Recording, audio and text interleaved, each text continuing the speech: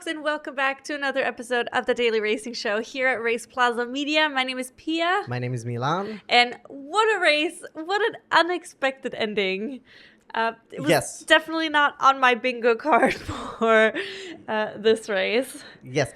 So the first thing I wanted to say is actually, because I stand corrected, I said that during the live stream, because we did a watch party for the F1 race, is that there's a lot of overtaking, but I don't think there was that much overtaking. No, there wasn't really a lot of overtaking. I thought, because we did see in the beginning when the field was much closer, we saw a lot of overtaking, but then it ended up being kind of like Hungary, that there wasn't a lot of overtaking, but the front made the race interesting again. Yeah, I feel like the time went by really fast, and I didn't expect it to just kind of, and suddenly it was like, oh, half of the race is over. Oh, 10 laps left.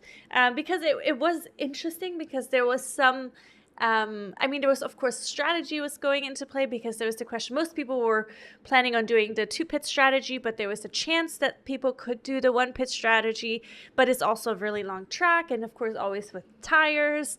And there was a lot of course, factors that went into it. But yeah, so the overall end was not what I expected. But let's start at the beginning. Yes. So the beginning, it was, Charles started on P1. Yes. Checo was on P2 and Hamilton P3. Yes. Then it was Piastri. I think so. Piastri was P4. No, was it Lando? I don't know, but it was. It was Lando, because Lando got picked off by Piastri. Oh, that's true. That's true. Yes. So, Hamilton probably had the best start out of the front three, because he was able to pick off Leclerc, defend again. He was able to pick off Leclerc and Checo. Yes, but right from the start, Checo immediately went to Hamilton's side, because he was trying to block him. Which was very interesting, that his move was to defend against Hamilton and not attack Charles. I don't know if this was like a immediate reaction, because he knew that Hamilton had a much faster start. Because you could see, like, also, you know how they always show the reaction time. Yes. So like Hamilton was significantly better than Checo's.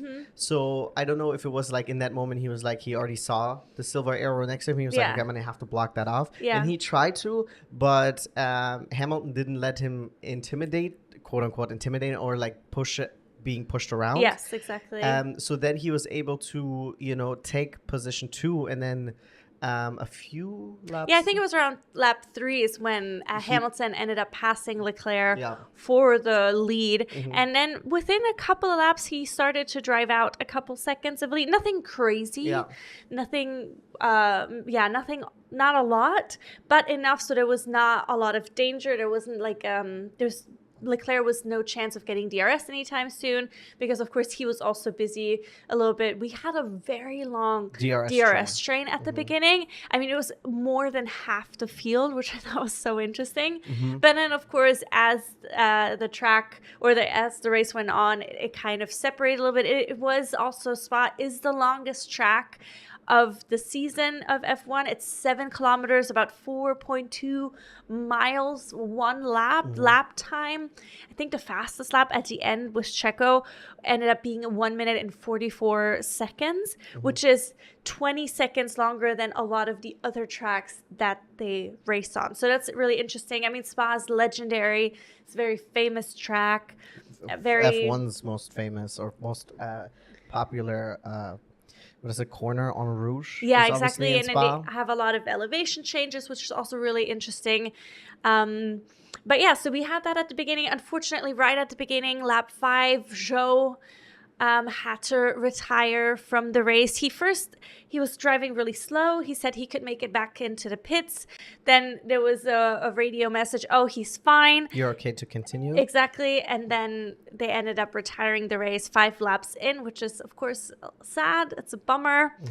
But he was the only retirement of the race, which was nice. Yeah. Yes. Yeah, we had, so back to back, we have races now where one person did not finish because of technical difficulties and not because of anything that happened on track. Yeah, there was also mechanical failure. Yeah, there was no crashes or major incidents. We didn't even have. I think we had one note that the stewards were reviewing Albon going off track right at the beginning of the.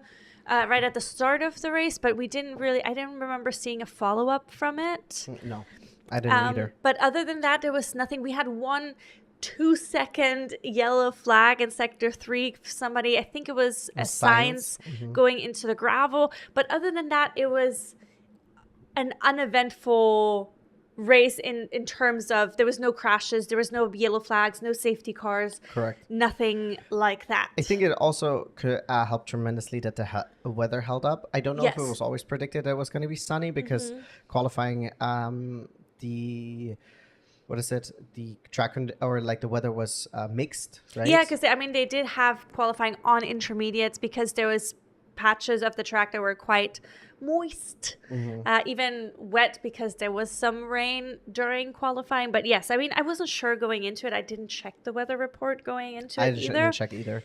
But I'm also like But it was sunny.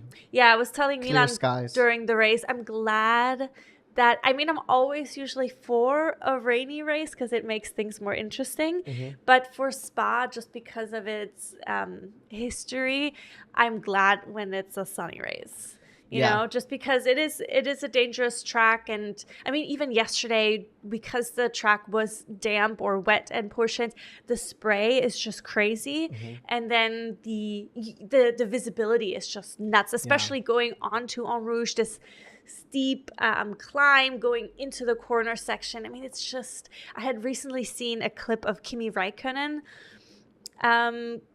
driving up there, and then it was also just this cloud of mist coming from the car before him, but fogginess also because it's also known to have a lot of fogginess just because of the elevation level where Spa sits, and it's just you don't see anything. Yeah, and then you just see a car coming through, and you see this white cloud, and then suddenly there goes another car coming through, and it's just like, and the speeds, of course, that they go. It's Formula One. So anyways, long story short, I'm just glad it was a sunny race. Yes. Now let's talk about different drivers for today.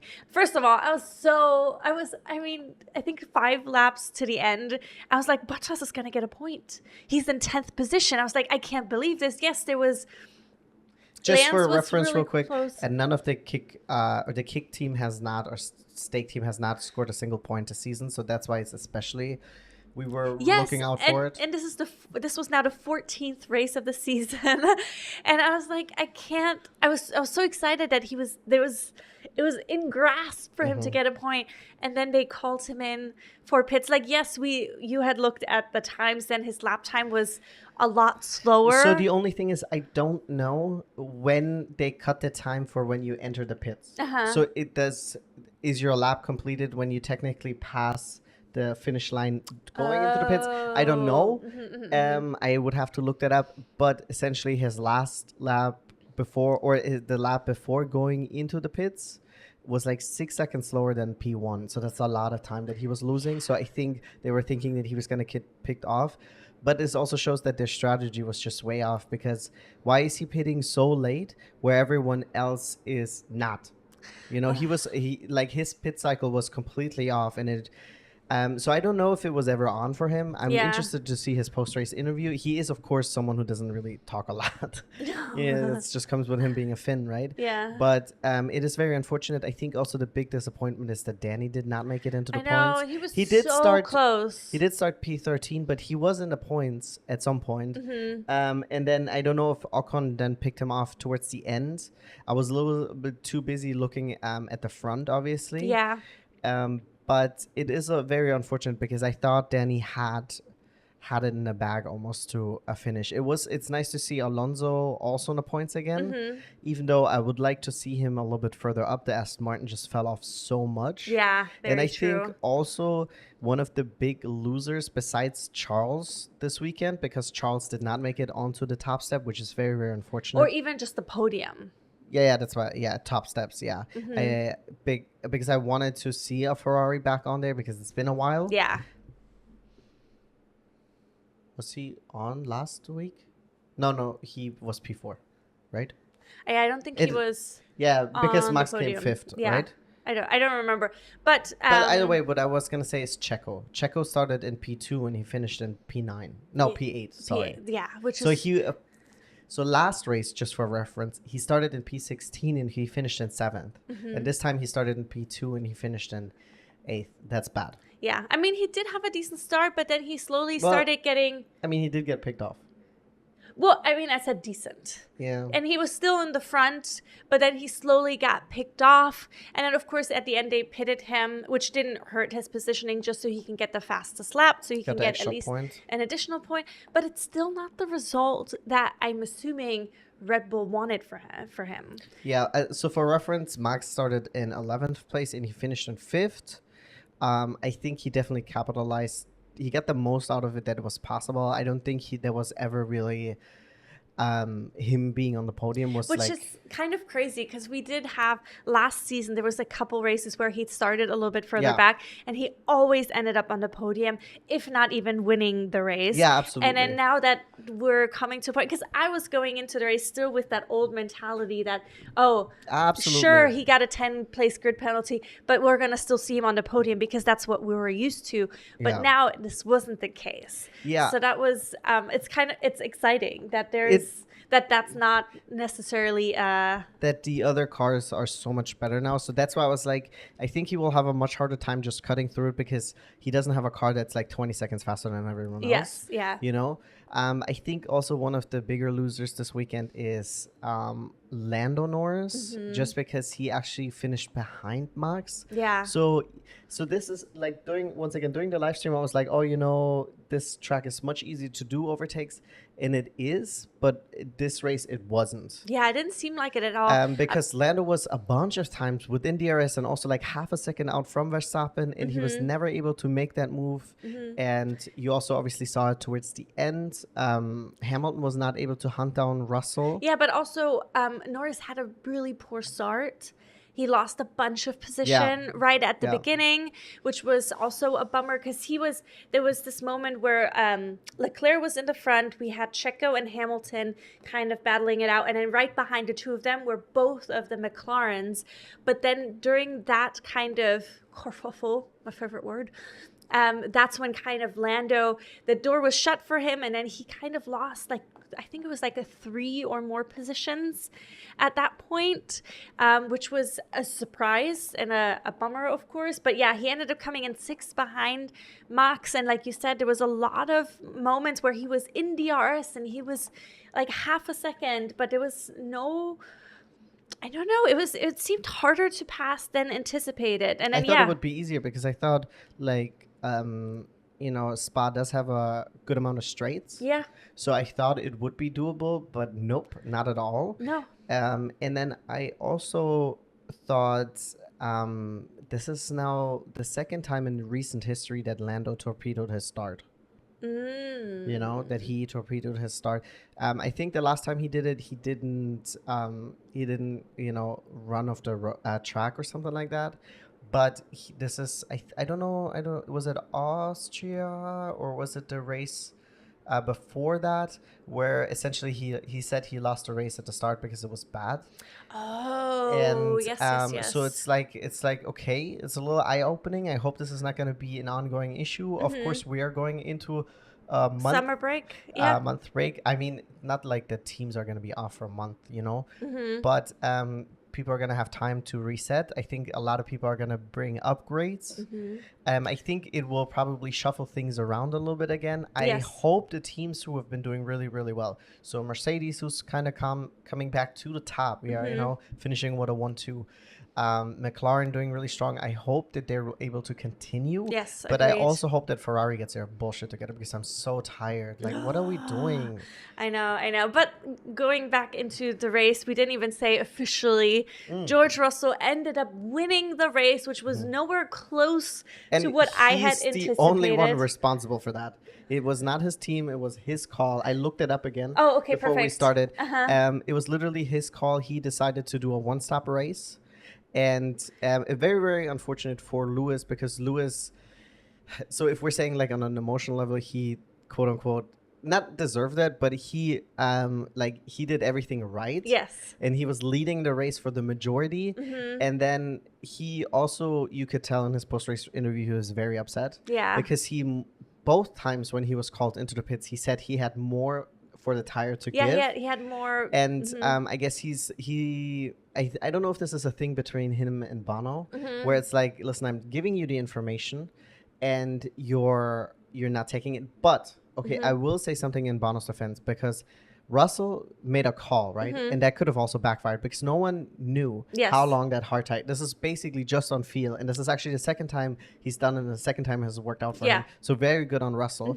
But Hamilton was obviously called in to cover off Charles, right? Both times he was pitted that way to cover off Charles because the threat was from Charles.